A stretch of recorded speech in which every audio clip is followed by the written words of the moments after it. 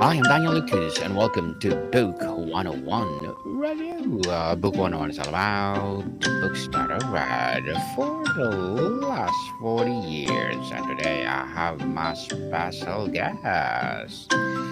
He's a creative strategist helping videographers and creative freelancers to scale rather than Mr. Aviv Ben Or.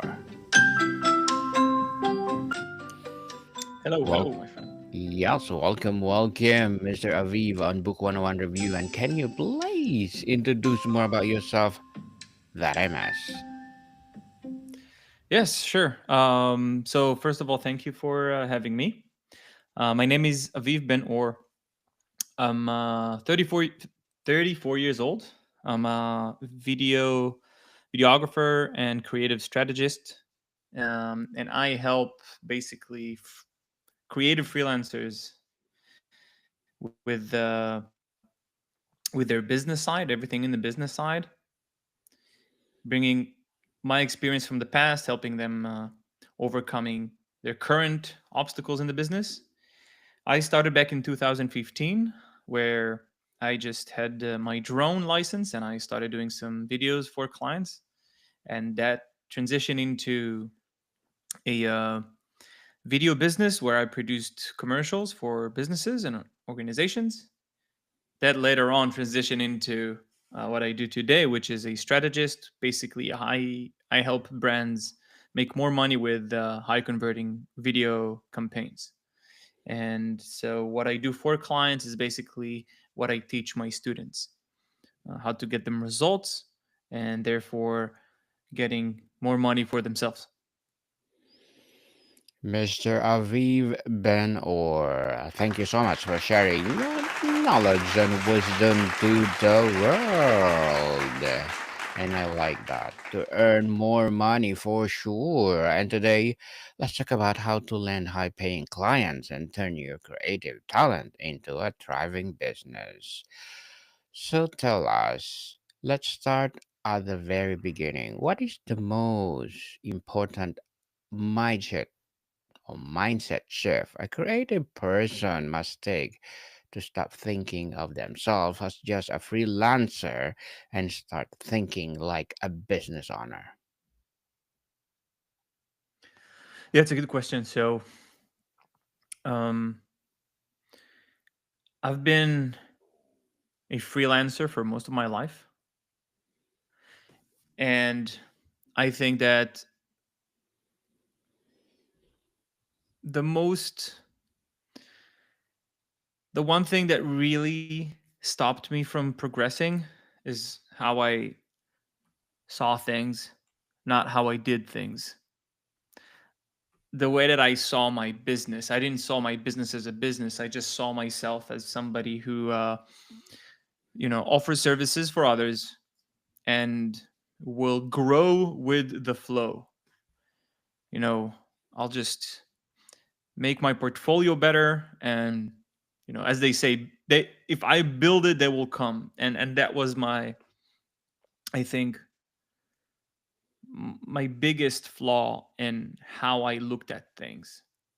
I never really fully committed. I never really fully said to myself, you know what, let's address this as a business, not as a side hustle. I think most freelancers do the same mistake as I did, which is look at it as a side hustle until it will grow. And the ones who do get to be successful and actually grow to, let's say, 15 to 30K as freelancers, now they get to a point where they build themselves this golden cage, because it's not a business, it's just them being super busy, most of the time with word of mouth. Again, these are the same symptoms of you looking yourself as a freelancer and not a business. And I think this is the number one most important, you know, building block of when you're starting this journey. If you're going to look yourself, if you're going to look at yourself as a freelancer, Or are you going to look at yourself as a business? And it's a decision. There's no right or wrong. It's a decision you need to make at the beginning. I'm telling this to you, but I'm telling this to my past self. Hmm. And so I think this is, to answer your questions, the number one thing. Mr. Aviv, many talented creatives struggle with imposter syndrome. What specific strategies have you used to build this confidence needed to change way of truly worth? Yeah, good question. Um, I think most of us have imposter syndrome when we start out. Even further down the line, still have imposter syndrome, and it can be of various reasons. And I'm not here to tell you why it's happening, but I think I can pretty much tell you how to get rid of it.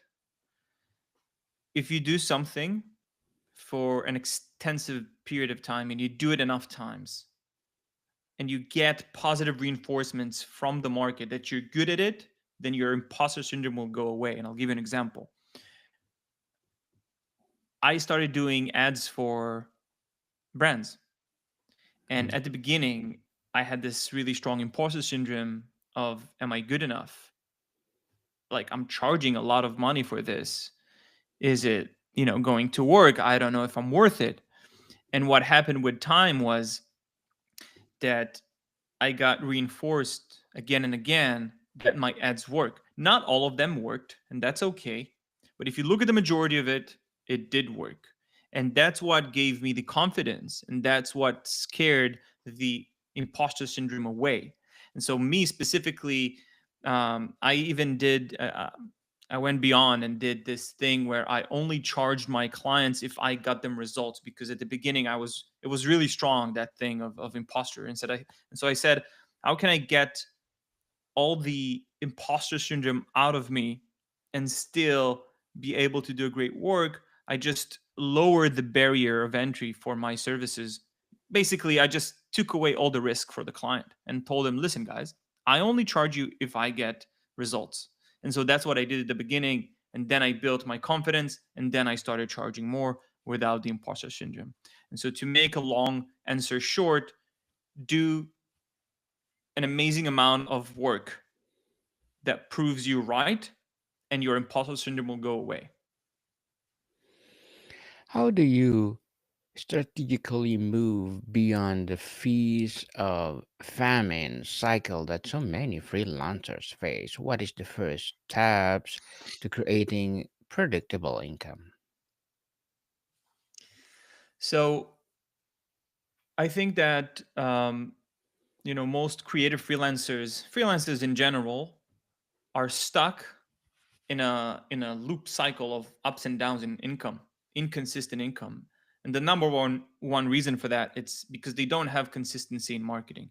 If you don't have consistency in marketing, you won't be able to have consistency in income.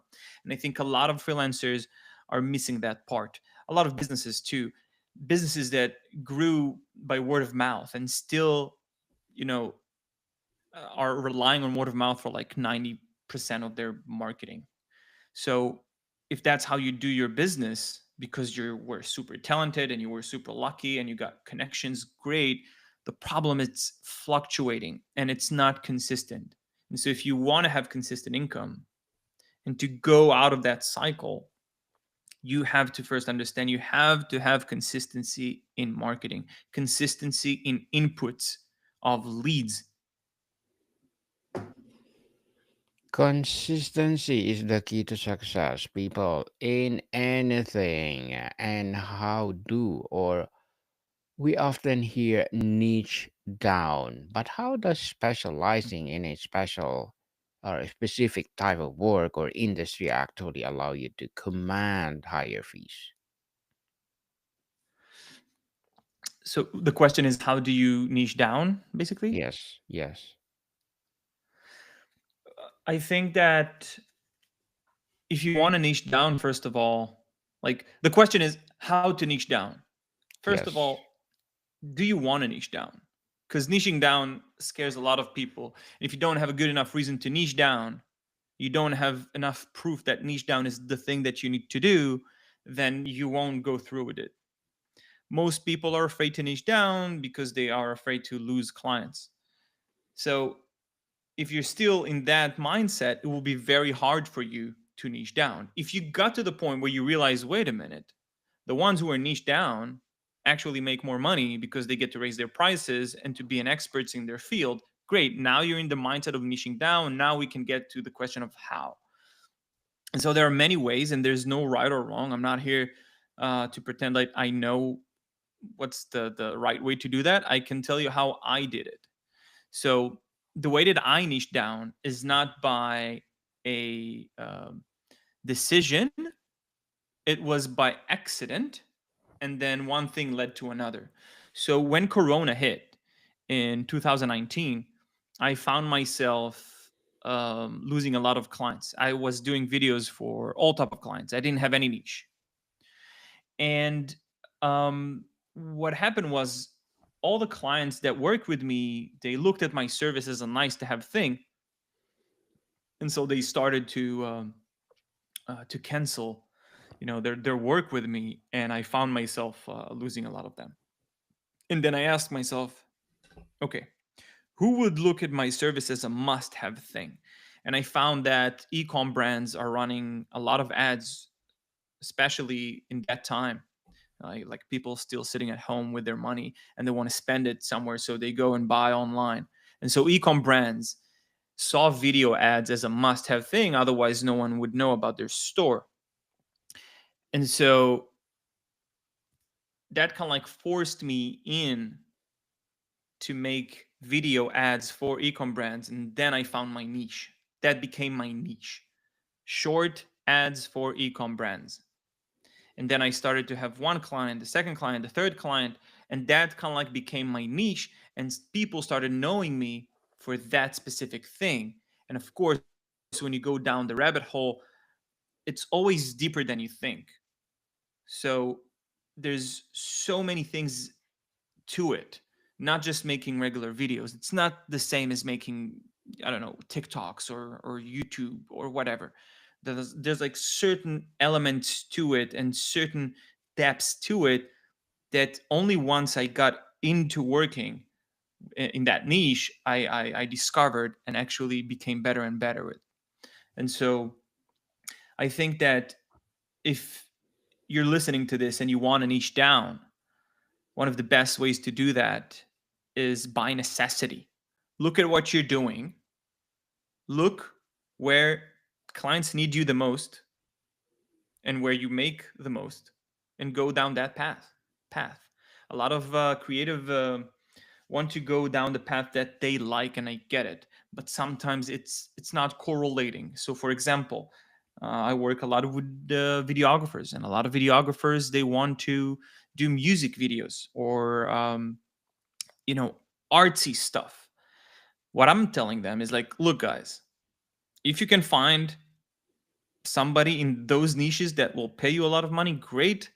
In my experience, with music videos, for example, if you don't work with, I don't know, Beyonce or Justin Bieber, it's going to be very hard for you to make money. So if you can find a niche that is profitable to you to be your backbone and then do passion projects, that's how I would do it. I was fortunate enough to find a niche that I'm good at and I also love. Identifying and attracting the right client. What does the high paying client actually look like for a creative? Are we just talking about big budgets, or are there other qualities we should be looking for? All right. So what is a high paying client, and how do you get to them? First of all, a high paying client is somebody who has a high paying client mentality. You can look at their bank account. One client makes 1 million a month, another one makes 1,000, but the one that makes 1,000 have a high paying client mentality and the other one is not. And I'll give you an example. A high paying client mentality is somebody who's looking to throw money at problems. A Yes. low paying client mentality is somebody who's looking to put in their own time into problems. And when you work with somebody with a low paying mentality, Usually, they are the ones that are way more needy. They will nag you all over the all across the project. They will nag you. They will be on your neck. They will breathe down your neck. They will ask for discounts. And so these are very big giveaways for the low paying clients. And I think a lot of people don't understand that it's not that in their country or in their niche or in that certain profession, clients don't appreciate high value work, is that it's just because they're working with low paying clients. I call it the industry pyramid. There's in every industry there's a pyramid of low paying clients, middle, and high paying clients. And that's true. Most clients are at the low end of the pyramid. Like, I would say, rough estimate, 70% of people are the ones who are looking to throw time at problems and to save money. But at the top of the pyramid, and a lot of times they will be more successful businesses, you have the high paying clients. You have the ones who will pay 10 times what you charge.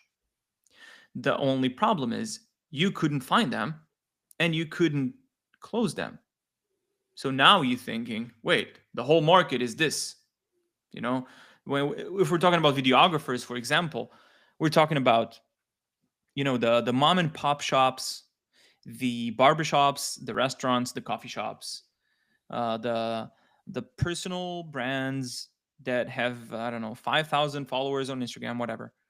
So these are usually low paying clients. High paying clients, we're talking about corporates, we're talking about brands, we're talking about startup companies, actual businesses.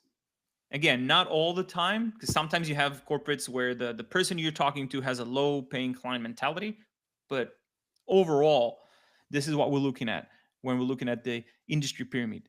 Know where you're targeting, and then you know where you're at.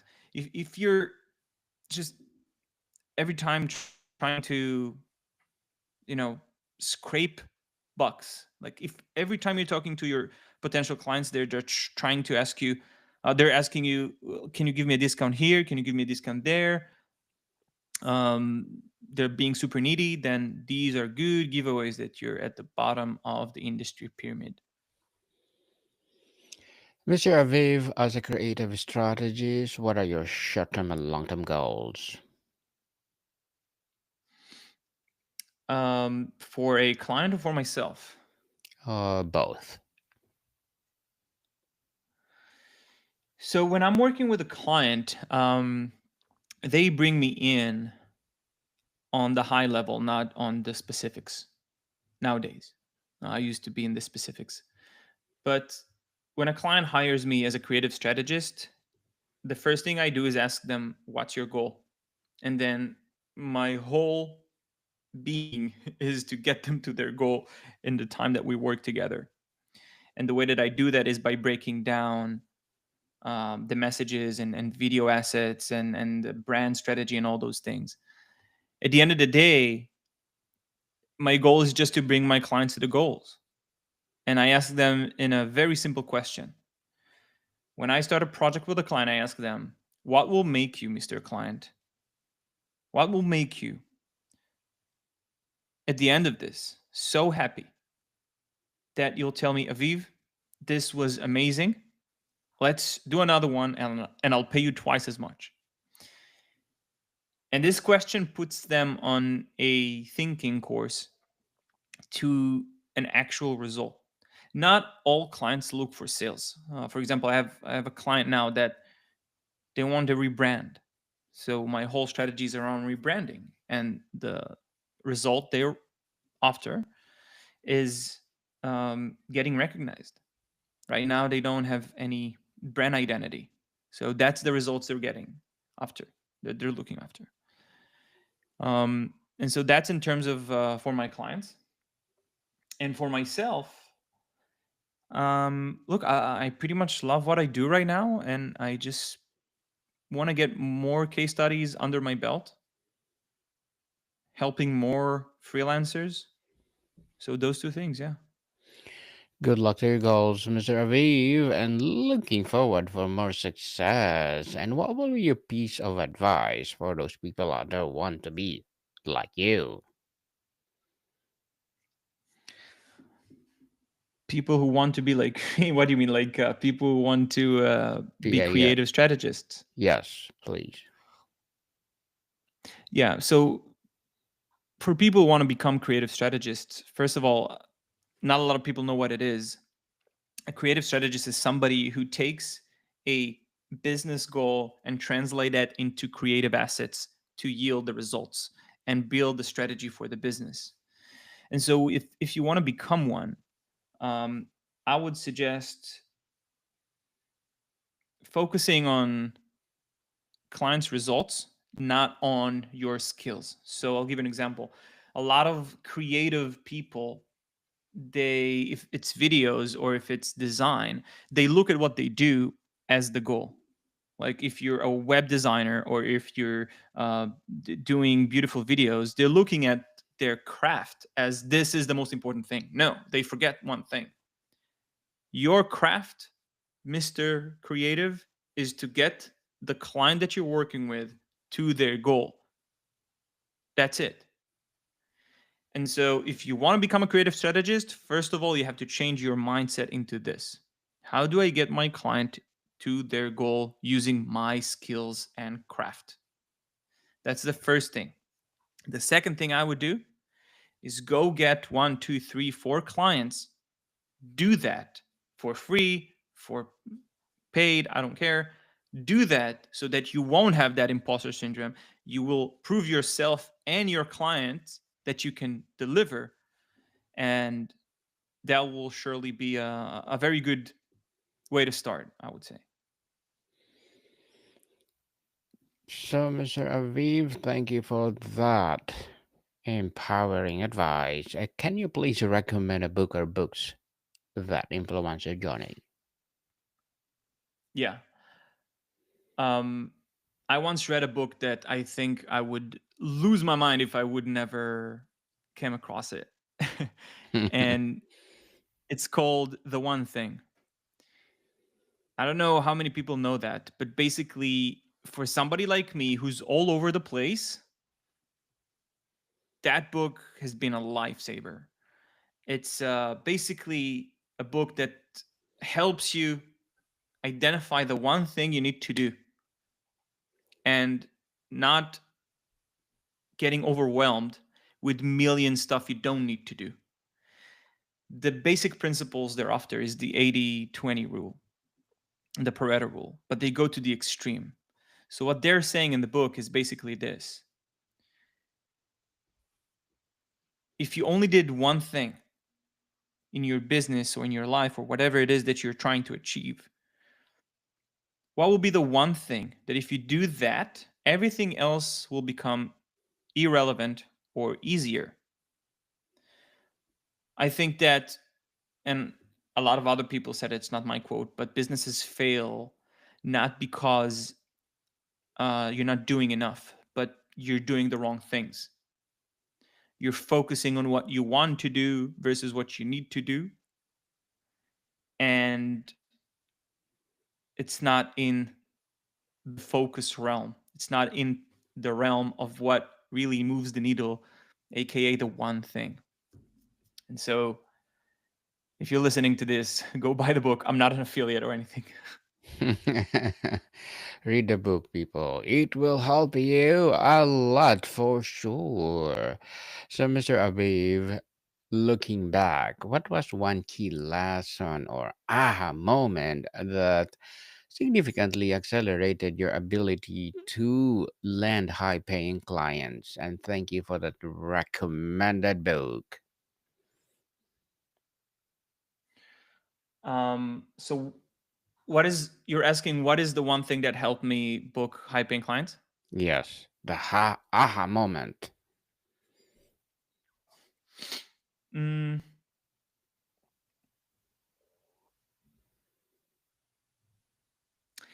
the aha moment for getting high paying clients is understanding I don't need to change anything in what I do, but whom I'm doing it to, or who am I targeting. So I'll just give an example. My creative strategy process is a set process. And I sold it for one client here locally for, I think, uh, around $1,000. And to the next client that I sold it for 5K. And the next client was just a startup company from the US. I didn't change anything in what I do, just who I sold it to. So I think that, you know, getting high paying clients, you don't need to change anything in what you do, but just who you do it for. The people that will see much more value out of your service. The first business, they pay me 1,000, and let's say they make 100K a month. If I help them by 20%, they make an extra 20K. The second business that I charge 5K for was averaging, how much was that? Like 400K. 20% off of that, they get 60% more. And so you see, it's the same business, same service, but much higher value. So yeah, I think that, hope this answer your question. Yes, indeed. And Mr. Abi, before we wrap up our discussion for today, I'm inviting you to please do listen to my other podcast, people. My other podcast, because my abstract essay is already in fifth season, abstract poetry in second season, and my book 101 review in fifth season too. Comedy 101 in second season, and my food 101 in fifth season as well.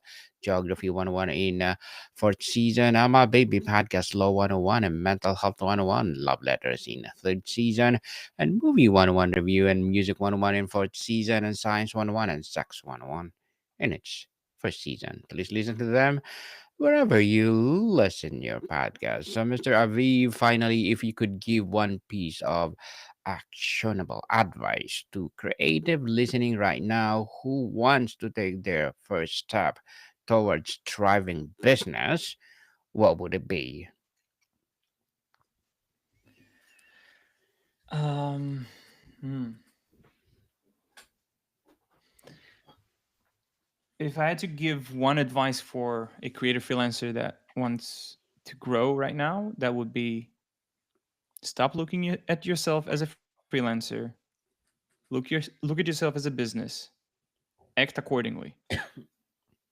So if you need take the loan, make the investment, you know, have an office, buy the setup, do things as if you're a business, not a freelancer. That's what I would do. Indeed, Mr. Aviv Ben Or, thank you so much for sharing your knowledge and wisdom to the world. So, can you please invite our listeners to support your business, your advocacy, or whatever projects that you're doing right now? Yeah, for sure. Thank you for that, man. If they want, they can follow me on Instagram simply and DM me if they need any help. I have my personal coaching program. They can join, and so it's Aviv Ben Or on Instagram. Yes, people, let's support Mr. Aviv Ben Or, because if you support him, for sure, more and more empowering creative strategies to come. So, Mr. Aviv, thank you so much for your time. Thank you, my friend. Thank you very much. Morticon people, see you soon.